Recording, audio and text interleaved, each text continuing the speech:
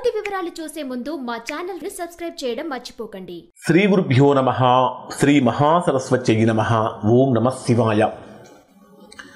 Narayana Sastry astrology channel వీక్షిస్తున్నటువంటి ప్రేక్షక మహాశీలకు స్వాగతం, సుస్వాగతం.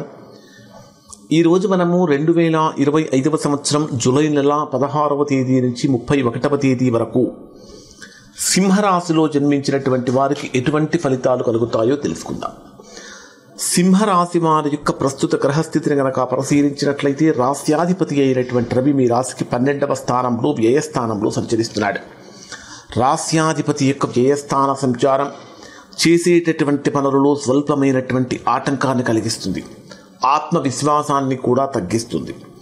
అలానే మీ జన్మరాశికి ద్వితీయ స్థానాధిపతి ధనాధిపతి అయినటువంటి బుధుడు 12వ స్థానంలో వ్యయస్థానంలో సంచరించేటప్పుడు ఆర్థికంగా కొంచెం ఫ్లక్చుయేషన్స్ ఉంటాయి. ఒడిదుడుకుల యొక్క తీవ్రత పెరుగుతూ ఉంటుంది. అంటే సమయానికి రావాల్సిన ధనం రాకపోవటం కానీ, ఖర్చుల యొక్క తీవ్రత పెరిగిపోవటం కానీ జరుగుతూ ఉంటుంది. అలానే అష్టమ స్థానంలో సంచరించే శని ప్రభావంతో ద్వితీయాధిపతి అయినటువంటి బుధుడు 12వ స్థానంలో సంచరిస్తున్నటువంటి కారణం చేత కుటుంబపరమైనటువంటి విషయాలలో శ్రద్ధ పెట్టలేకపోతారు. కుటుంబపరమైనటువంటి విషయాల అభిప్రాయ భేదాలు కూడా కలిగే అవకాశాలు ఉంటాయి. కాబట్టి జాగ్రత్తలు పాటించండి. ముఖ్యంగా చెప్పాలంటే మీ ద్వితీయాధిపతి 12వ స్థానంలో సంచరించేటప్పుడు సమయానికి భోజనం కూడా చేయలేనంత బిజీ షెడ్యూల్ అనేటటువంటిది ఇక్కడ సింహరాశి వారికి ఏర్పడబోతుందని చెప్పాలి. అలానే తృతీయ స్థానాధిపతి అయినటువంటి శుక్రుడు మీ జన్మరాశికి దశమ స్థానంలో సంచరిస్తున్నాడు. అంటే ఏకాదశి స్థానాల్లో సంచరిస్తాడు, లాభస్థానాల్లో. అంటే శుక్రుడి యొక్క సంచారం కారణం చేత ఉద్యోగపరంగానకైతే మాత్రము బ్రహ్మాండమైనటువంటి ఫలితం. ఒక రకంగా చెప్పాలంటే బయట పల్లకీల మోత, అంటే మీ యొక్క కృషికి తగినటువంటి గుర్తింపు ఆలస్యంగా లభిస్తున్నప్పటికీ మిమ్మల్ని మెచ్చుకునేటటువంటి వారు, అప్రిషియేట్ చేసేటటువంటి వారు మాత్రం బ్రహ్మాండంగా ఉంటారని చెప్పాలి. ముఖ్యంగా మీ జన్మరాశిలోనే కుజకేతు గ్రహాల యొక్క కలయిక. కుజుడు ఎవరు అంటే మీ జన్మరాశికి చతుర్థ స్థానాధిపతి, చతుర్థ భాగ్యస్థానాధిపతి. సో చతుర్థ భాగ్యస్థానాధిపతి అయినటువంటి కుజుడు జన్మరాశిలోనే సంచరించేటప్పుడు మీకు తెలియకుండానే కొన్ని విషయాలలో ఆవేశం కట్టలు తెంచుకుంటుంది. సాధ్యమైనంత వరకు కూల్ చేసుకుంటూ ఉండాలి, మిమ్మల్ని మీరే కూల్ చేసుకుంటూ ఉండాలి, మోటివేట్ చేసుకుంటూ ఉండాలి, కంట్రోల్ చేసుకుంటూ ఉండాలి. సెల్ఫ్ కంట్రోలింగ్, సెల్ఫ్ మోటివేటింగ్ అనేటటువంటిది సింహరాశి వారికి చాలా అవసరం.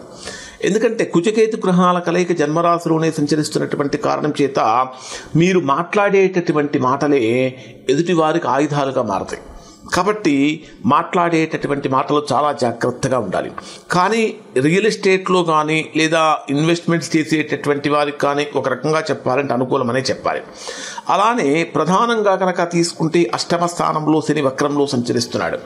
అష్టమంలో శని వక్రంలో సంచరించేటప్పుడు భార్య యొక్క ఆరోగ్యంలో కానీ లేదా భర్త యొక్క ఆరోగ్యంలో కానీ జాగ్రత్తలు పాటించండి.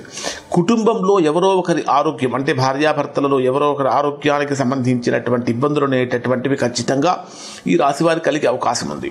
మరి ఇక్కడ ఎవరైతే నిరుద్యోగులుగా ఉన్నటువంటి వారు కనుక ప్రయత్నాలు చేస్తూ ఉన్నట్లయితే ఈ మాసంలో మీరు చేసే ప్రయత్నాలు బ్రహ్మాండంగా ఫలిస్తాయి అని చెప్పాలి.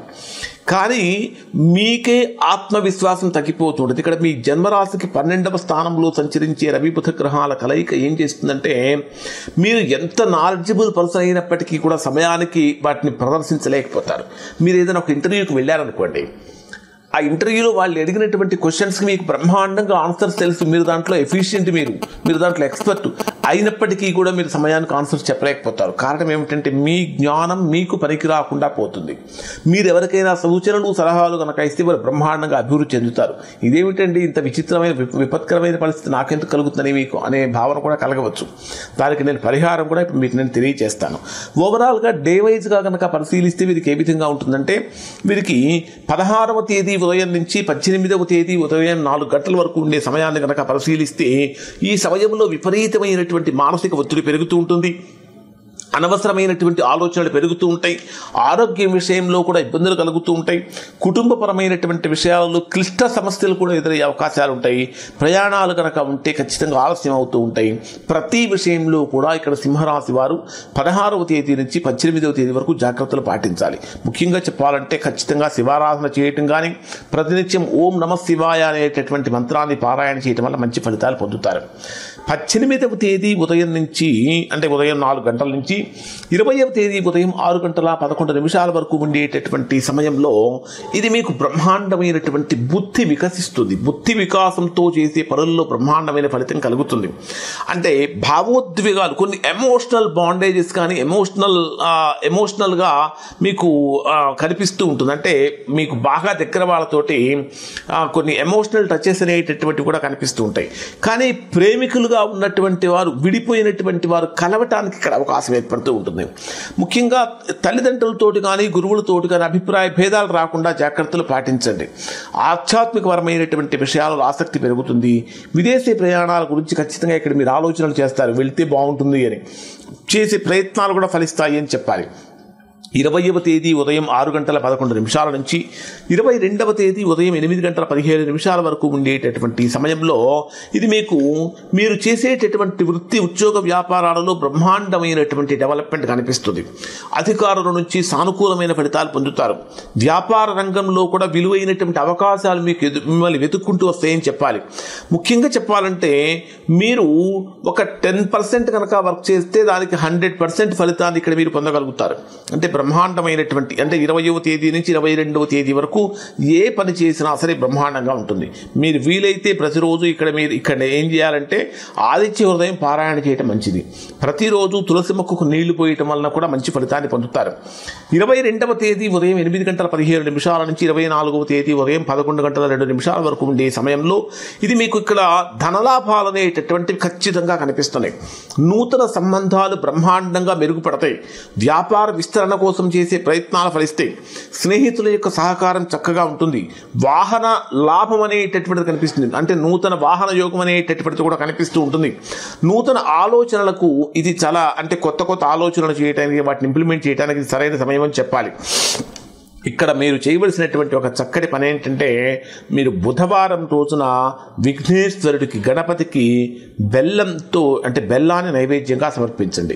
24వ తేదీ ఉదయం నుంచి 26వ తేదీ మధ్యాహ్నం 3:56 వరకు ఉండే సమయంలో విపరీతమైన శారీరక అలసట, మానసిక ఒత్తిడి ఉంటుంది.